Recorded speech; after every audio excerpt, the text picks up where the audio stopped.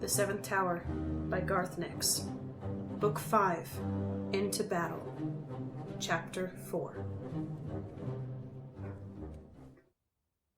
A heavy outer coat lay a few paces inside the heatway.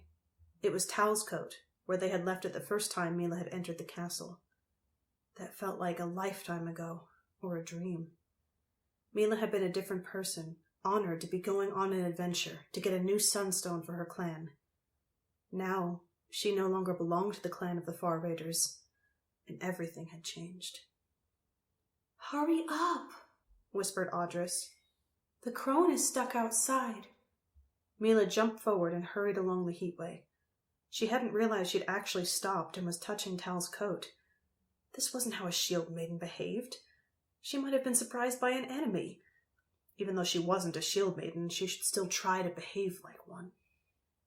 The airweed was farther along the passage. A long stalk of it lay on the floor. Mila picked it up and examined the 4 bulbous nodules of air that were left. She had used only one nodule on the way out. Even though it had been the biggest, there should still be plenty left for the 2 of them to make it through. Taking out her new knife of golden metal, yet another treasure from the rune ship, Mila carefully cut the strand of airweed in half. Handing 2 of the 4 nodules to Mollen, she explained how to use them. "When the time comes, Odris will warn us to use the airweed. We must make a tiny hole at the end where it is softest, and then press your finger on it. Keeping your finger over the hole, put your mouth under the airweed as if you were a baby suckling milk, and breathe in. Breathe out through your nose. Keep your finger pressed tight over the hole whenever you are not taking a breath." Mila demonstrated without actually cutting the nodule. Mollen copied her. "You do have a knife, don't you?" asked Mila. She couldn't see one, nor see the telltale signs of one hidden in a sleeve or boot. "Yes," said Mollen. She looked at Tal's coat. "Do we leave our outer coats here?" Mila nodded and started to shrug her coat off. The heatways were aptly named. This tunnel and the network of others like it were actually inspection tunnels for the castle's heating system. It used lava to heat great lakes of water, and the steam was piped throughout the more than 100 levels and 7 towers of the vast building. Unfortunately, over the centuries, the lava had broken out of its assigned channels and had invaded some of the inspection tunnels. That was where the bad air came from. "Odris, go first," Mila ordered. "Do this, do that," grumbled Odris. "You might be war chief of the Ice Carls, but you're not war chief of the Storm Shepherds." "You need to go first so you can warn me about the bad air," said Mila patiently. "How can it tell?" asked Mollen. "It!" exclaimed Odris. "How would you like to be called it?" "She can taste it," Mila answered. "Odris was a storm shepherd in Einir. They have a particular affinity for air, even as spirit shadows." Mollen nodded, but she didn't answer Odris or otherwise acknowledge her. Odris stood waiting, puffing herself up to her full size, a huge shadow that completely filled the tunnel.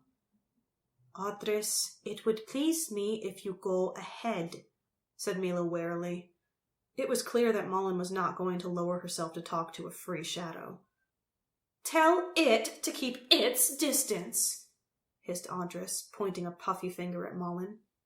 Then she turned and started off down the heatway.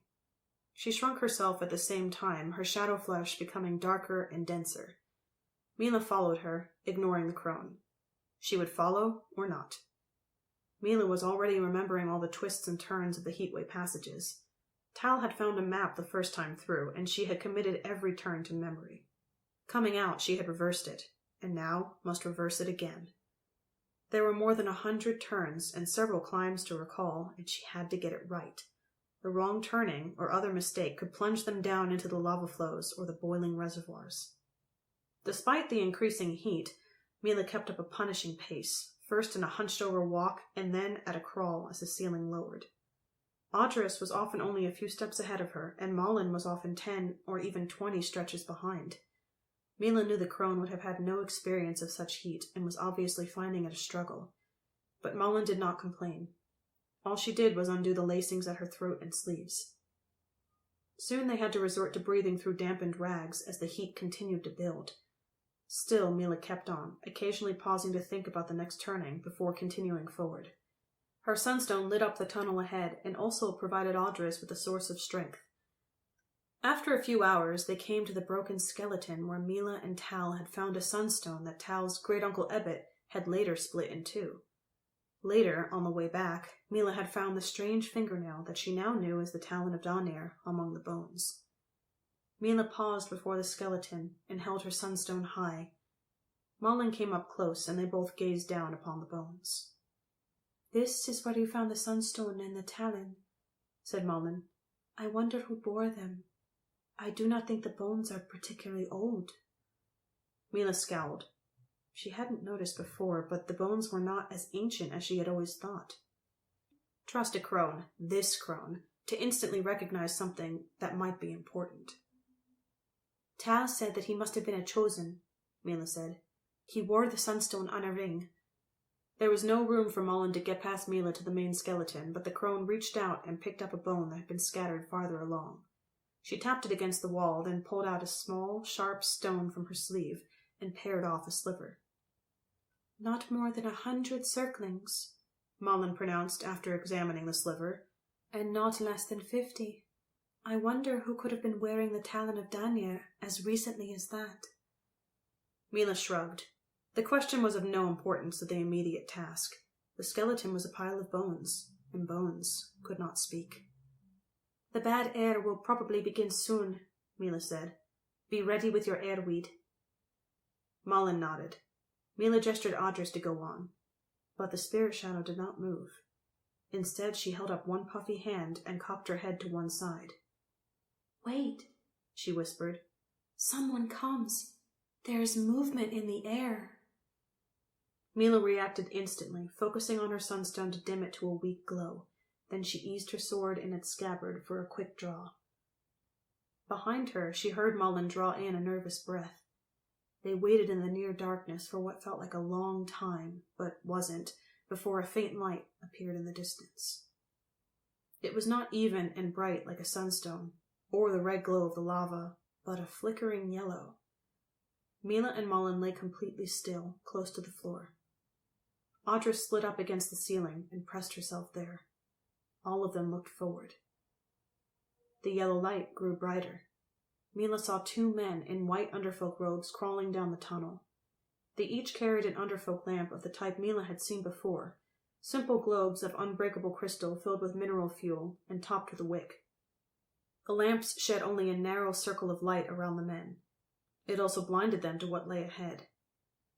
The yellow light flickered as the underfolk crawled, but there were more shadows around the men than could be explained by that. Mila tensed as she realized that the men were being followed by 3 spirit shadows. Thin, thorny spirit shadows, not of any kind Mila had ever seen. They were about the same size as the underfolk, but had 6 legs, razored and bulbous bodies, and long, thin heads that ended in what would probably be a sharp spike or blood-sucking proboscis in their native Ainerian form. The underfolk paused to take breaths from airweed nodules they had slung around their necks. But the spirit shadows didn't let them take more than one. Their forelegs whipped the men about the shoulders. Mila saw their shadow flesh get darker and denser, and the underfolk flinch under the blows. These were free shadows, Mila realized. They were using the underfolk to provide the light they needed. If only the men realized, they could blow out their lanterns, and the spirit shadows would be helpless. But then, down here, so would the underfolk. And the spirit shadows might not fade fast enough. The underfolk started crawling again. Thoughts flashed through Mila's mind. She had her sunstone, but she didn't really know how to use it properly against spirit shadows. Her Merwinhorn sword would cut them. Odris could probably outfight 1 or 2 of them. The crone might also be of some use. The crones did seem to have some tricks they could use against shadows. The underfolk kept crawling on. The spirit shadows followed them, but not closely. They kept flitting from side to side, thrusting their shadow proboscises into cracks in the walls and ceiling, reaching out with their forelegs. "They are looking for something," whispered Mollen, just as Mila had the same thought. Mila looked down at the talon of Danir on her finger. It was glowing violet and gold. When she had fought the shield mother Arla, it had suddenly extended and mortally wounded Mila's opponent. Mila closed her fist to hide the glow of the talon. When they get close, we will attack, she whispered. The shadows, not the underfolk.